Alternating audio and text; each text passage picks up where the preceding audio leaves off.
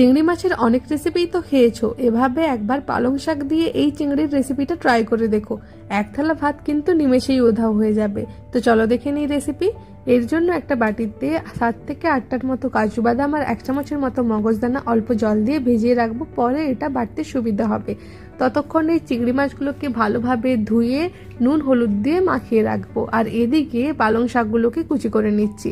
পালং শাকগুলো কুচি করা হয়ে গেলে এবার এগুলোকে জল দিয়ে সেদ্ধ করে নিচ্ছি।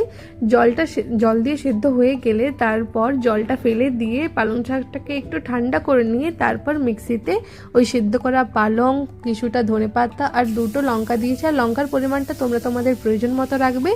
ওটা দিয়ে ভালোভাবে পেস্ট করে নিতে হবে, কোনো রকম জল ছাড়া। এদিকে একটা কড়াতে অল্প তেল দিয়ে চিংড়িগুলোকে ভেজে নিতে হবে হালকা করে। ওই কড়াতে আরও কিছুটা তেল দিয়ে কিছু গোটা গরম মশলা ফোড়নে দিয়ে তারপর কেটে রাখা পেঁয়াজটা দিয়ে দেবো। পেঁয়াজটা কালারটা যতক্ষণ না চেঞ্জ হচ্ছে ততক্ষণ পর্যন্ত ভেজে নেব।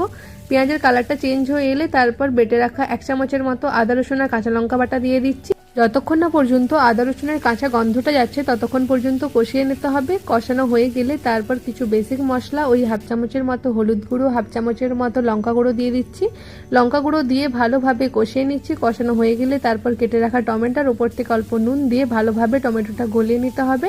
টমেটোটা গলে গেলে তারপর যে পালং শাকের পেস্টটা বানিয়েছিলাম সেটা দিয়ে দিচ্ছি। ওই বাটি ধোয়া জলটা দিয়ে ভালোভাবে মশলাটা কষিয়ে নিতে হবে যতক্ষণ না পর্যন্ত মশলা থেকে তেল ছাড়ছে। মশলা থেকে তেল ছেড়ে দিলে তারপর প্রথমে যে কাজু বাদাম আর মগজদানা ভিজিয়ে রেখেছিলাম সেই পেস্টটা দিয়ে দিচ্ছি। সেই পেস্টটা দিয়ে আরও কিছুক্ষণ নেড়ে নিতে হবে যতক্ষণ না পর্যন্ত ভালোভাবে মশলাটা তেল ছাড়ছে।